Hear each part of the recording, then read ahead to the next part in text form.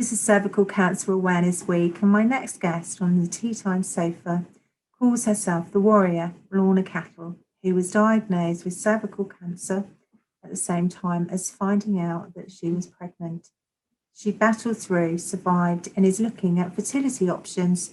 Lorna is now raising awareness with smear tests, as well as working with the Grace charity, who help women through gynecological cancers.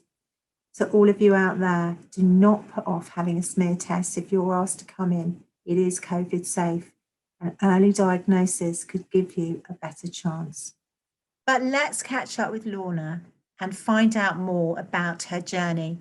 She's now full of hope and inspiration for others. Right, welcome Lorna to Tea Time with me, Ali Monjak. How are you? Good, thank you. How are you?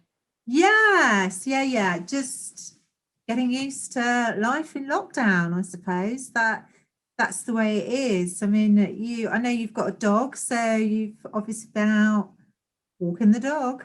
Yeah, every day, come rain or shine. Yesterday was definitely not the best day to own a dog with all the storm going on, but we did it. We survived. Oh, fantastic. No, I know. Especially if you're in a certain part of the country as well. I mean, fortunately, you're more sort of south-based, aren't you? So Yeah. could brave the outside world, as it were. So, yeah, no, I understand what you mean. So it is actually Cervical Cancer Awareness Week this week from the 18th to the 24th of January. And you have had cervical cancer and managed to come out the other side, which is Yeah. fantastic. So, I mean, here's to clinking tea cups, but of course we can't because we're miles away from each other. But that is an amazing achievement, isn't it? Thank you. Yeah, definitely. It took a while to get there, but we got there in the end. Yeah. Yeah. So, I mean, you were diagnosed, unfortunately for you, when you were actually pregnant. Yeah, so it's a weird one because we didn't know I was pregnant, and we found out I was pregnant throughout the tests that we were having done because something was happening that wasn't right. So by the time I found out, they reckon I was probably between about 6 and 8 weeks pregnant. But part of the reason why I had noticed that changes were happening for me is because we had been trying for a baby, and therefore I was tracking my cycles. So that's it. Kind of it sort of happened all at once, really, to be perfectly honest. And it was, by the way, you're pregnant, so we can't do some of the tests we want to do.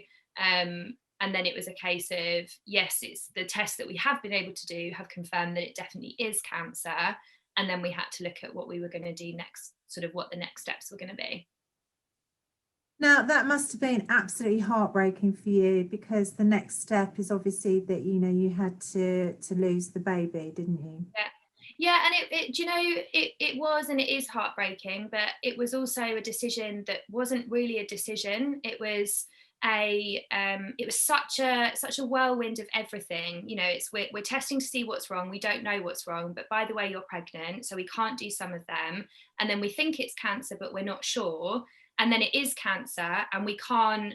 You wouldn't go to full term in a pregnancy. So yes, it was heartbreaking, and yes, it was really hard to deal with, but equally we were also dealing with the idea that I could die. So those two things put together, absolutely heartbreaking. And still to this day, fertility is a real struggle, but I'm here. And that was the kind of, that I suppose that was kind of, it softened it in a way, because it was, well, I wouldn't make it to have the baby wouldn't survive, and if I didn't do this treatment and we didn't terminate the baby, then none of it was going to work. So it was an odd situation, but definitely it was hard, very hard, but it was all just all in one, and just one massive whirlwind of, this is what we're doing. Goodness, so that must have been really sort of all-consuming for you, and where you'd sort of had your hopes and dreams probably of having a child, then you were faced with extensive treatment, weren't you? Yeah, and I think it's really hard because you kind of have to take every step as you go. And to be honest, I don't think you really start dealing with all those feelings until afterwards. Like, I know I definitely didn't, because you're so busy at the time working out how to get to the next day, and then the next day, and then what's that treatment going to look like, and how do we get through that. So the feelings were there, but they definitely didn't surface, I would say, until well after I'd finished my treatment. So how long was the treatment for? Yeah, so I started off by having a surgery to move my ovaries, in the hope that we might be able to save my fertility later. So that was in the December. And then I actually started the treatment for the cancer in the January. So I started on the 3rd of January, and I had 6.5 weeks of every day of the week treatment. So 6.5 weeks doesn't really sound like very much when you think about it, but every day I was traveling an hour and a half round trip to the hospital, and every day I was having some kind of treatment for those 6.5 weeks. So, excuse me, I had chemotherapy every Monday, and then every day I had radiotherapy. And then in my last 2 weeks, I had 3 sessions of internal radiotherapy, which is called brachytherapy. But I mean, in actual fact, the fact that, as you said, the therapy was for 6 weeks, it was also, you've got then the after effects of that, and dealing with not just the physical changes in your body, but also the mental changes, the Yeah. emotional changes in your body. Yeah, definitely, definitely. And to add to that, they put you into the menopause for my particular treatment. So I'm also dealing with like a bunch of hormones that I've never had in my body before. And I'd had a pregnancy termination, which is also a bunch of hormones. And then, yeah, the emotional side of, am I going to make it through this? Is it going to work? And the tiredness that came from it as well was, yeah, it was a lot. And I had the most amazing support, like the apps. Honestly, I couldn't have done it without the support that I had. And that was through various different people and various different channels. That's what got me through. Well, also, you're married, aren't you? And Yeah, you and your husband are very close, it looks like. So yeah, yeah. He yeah. was amazing. Like, he was amazing. And my mum came to live with us for a while. And yeah, I think I've said this to a lot of people throughout sort of any time I chat to people about my experiences. And one of the things I think is that it's almost harder on your family and close friends than it is for you. And I know that's going to sound really crazy, but for me, I'm going every day and I'm having treatment. So I'm physically and actively doing something. Whereas I think for those people around you, they just feel really helpless, because they can't they can't physically do anything, but actually what they're doing is getting you through. It's just hard for them to be able to see that, because they can't feel like they're doing anything. It must be incredibly difficult for them. You're right, because they're watching from the outside in, and it's, yeah, incredibly frustrating. I can imagine. As a parent, I do know. Yeah, I mean, Yeah. mine are a lot older now, but it's yeah, it's when your child is going through that. I could imagine your mum must have felt really Yeah, and she was sad. absolutely, she was amazing. Like, she drove me to hospital 3 days a week. My husband would come with me 2 days a week, so he still had to work, and I was in every day. And then she would go. She lived in Cornwall at the time, so she would travel up to our house on a weekend, but then go back home on a weekend, the next weekend, stay with my dad. And it was a lot. And then my husband's there trying to feed me hula hoops and stuff like that, and whatever I was fancying. Oh, lovely, lovely. But I mean, that was quite a moment anyway, as well, because you hadn't long been married, had you? No, so we got married in April 2016. Then I turned 30 in June 2016.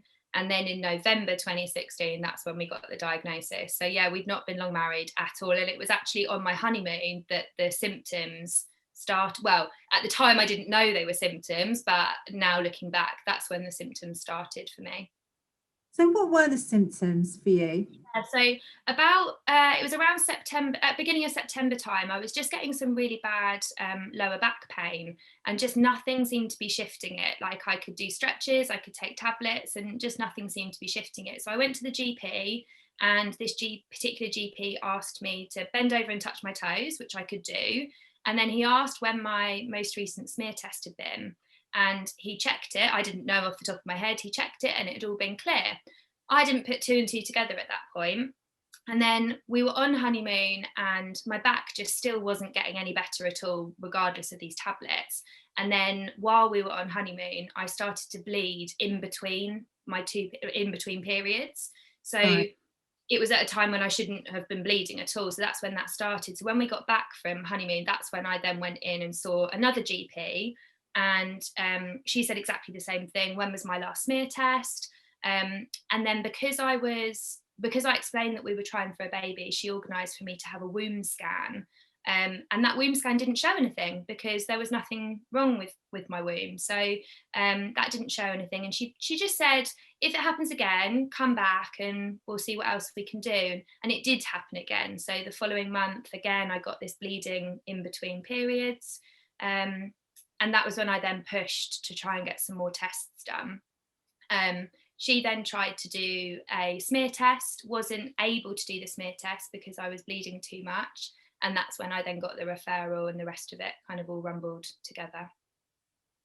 Well, thank goodness you did. Hey, Yeah, so yeah, said, it's lovely to see your face, and well done, because that's a lot to come through, isn't it? And I mean, I understand now that you haven't given up hope of starting a family. So brilliant, good news. So explain to me what you've done in steps to move forward with that.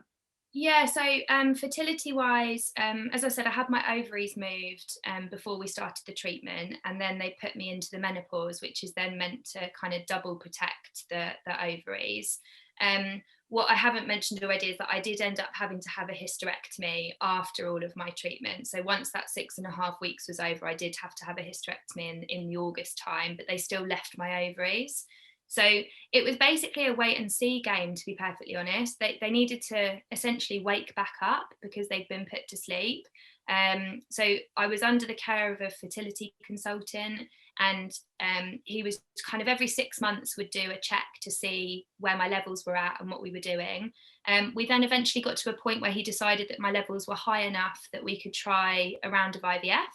So we did, in the end, we did 2 rounds of IVF. The first round wasn't a success at all. We only ended up, I think we got 1 egg out and it didn't fertilize. And then the second round, we got more eggs, but still none got to the kind of the stages that they needed them to get to for them to be able to freeze them.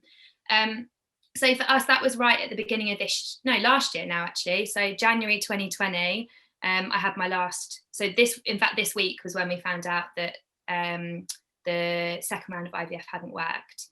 So for us then it was a case of looking into other options, and that's basically what we did. And we spent the time with COVID and everything closed down and everything a bit quieter to sort of take a step back and realise what were our options and what we could do. Yeah, so you're now looking for a surrogate. Absolutely, yeah. So surrogate is the next stage for us.